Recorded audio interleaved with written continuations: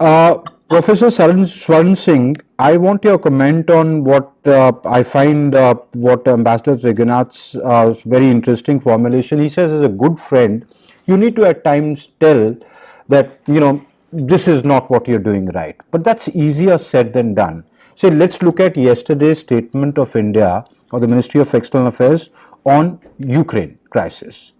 It's a tightrope to walk. They said, well, we hope this is resolved at the earliest through diplomatic negotiations.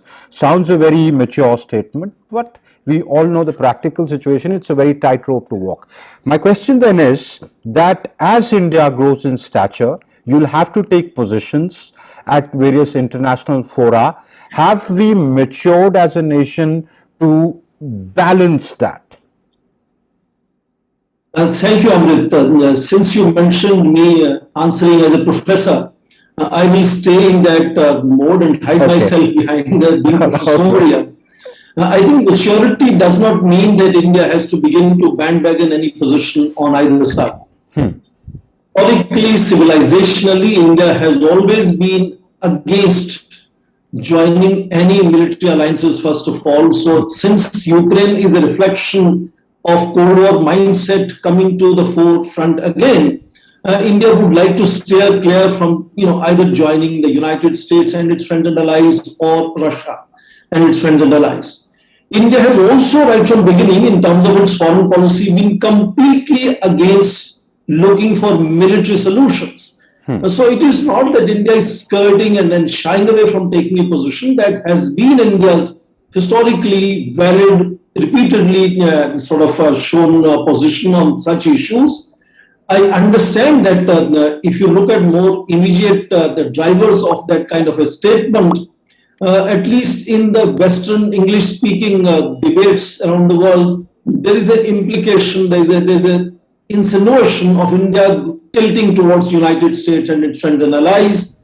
And India is conscious of Russia not really misunderstanding that tilt of India. India wants to constantly ensure it maneuvers based on objectivity of decision making, pursuing simply its own national interest without taking sides. An example of S-400 systems is a good example to say how India stands on its feet and says, despite pressures from the United States, will continue to buy things from Russia, which is the main supplier of India's defense equipment. So in that sense, I think there is a definite input in that sense of what are the current drivers, and India would not like to be pushed to the side. And I can hear there are voices from United States now saying India should clarify on which side it stands. India clearly stands on the side of peace. India stands on the side of national interest. India stands on interest on the side of finding diplomatic solutions. Go back to all 70 years, India has always said, dialogue is the way and military solutions are not the way to handle international disputes. And that is what India is reiterating again. Of course, one could add on the more pragmatic immediate drivers to that, and India would like to make sure that it is not pushed to taking either the side of Russia, which is the main defense supplier, or the side of United States, because that will push Russia far too much on the Chinese side, which is already feeling liberated, because if the main powers of the world are focusing on Europe again, and the focus is shifting from Indo-Pacific to North Atlantic again, it will leave China completely free to push around its neighbors, and India has faced that for the last 2 years. So there are immediate and pragmatic drivers, but I would locate it much more in the normative frame of what India stands for, and I think it is reiterating that same position that India would not like to see military solution being pursued. India would not like to be pushed to taking into either sides. India would like to make sure it stays non-aligned or multi-aligned, as we say now.